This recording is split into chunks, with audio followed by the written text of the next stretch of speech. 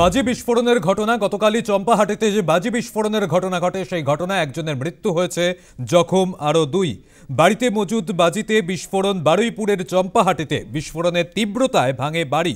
আহতদের কলকাতায় স্থানান্তর করা হয়। সিলিন্ডার থেকে বাজিতে আগুন বলে প্রাথমিকভাবে অনুমান করা হয়েছে। আরও বিস্তারিতভাবে জানবো, আমাদের সঙ্গে রয়েছেন প্রতিনিধি প্রসেনজিৎ সাহা। প্রসেনজিৎ, এই মুহূর্তে কি পরিস্থিতি, কি জানা যাচ্ছে?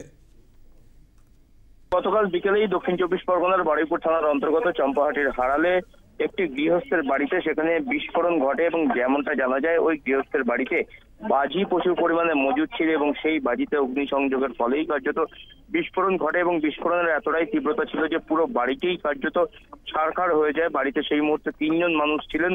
বাড়ির মালিক পিন্টু যেমন ছিলেন তেমনি ছিলেন আরো 2 জন এবং 3জনই গুরুতর কিন্তু জখম হন এবং এদেরকে রাতেই কাল বিকালেই উদ্ধার করে প্রথমে বারুইপুর ব্লক গ্রামীণ হাসপাতালে নিয়ে যাওয়া হয় এবং সেখান থেকে কলকাতার এমআর বাঙ্গুর হাসপাতালে স্থানান্তরিত করা হয়। আর সেখানেই গতকাল রাত্রে শুভঙ্করী সর্দারের কিন্তু মৃত্যু হয়েছে, এমনটাই কিন্তু এখনো পর্যন্ত জানা যাচ্ছে। বাকি 2জনের অবস্থাও আশঙ্কাজনক।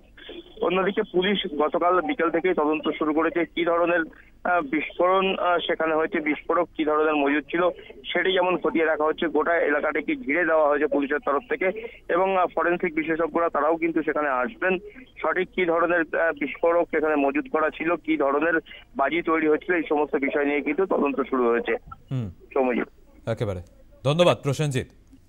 বাজি বিস্ফোরণে মৃত 1, জখম 2। বাড়িতে মজুদ বাজিতে বিস্ফোরণ। বারুইপুরের চম্পাহাটিতে বিস্ফোরণের তীব্রতায় ভাঙে বাড়ি। আহতদের কলকাতা স্থানান্তর করা হয়। 3জনই হাসপাতালে চিকিৎসাধীন ছিল, তারপরে একজনের মৃত্যু হয়, জখম আরও 2। সিলিন্ডার থেকে বাজিতে আগুন বলে প্রাথমিকভাবে অনুমান।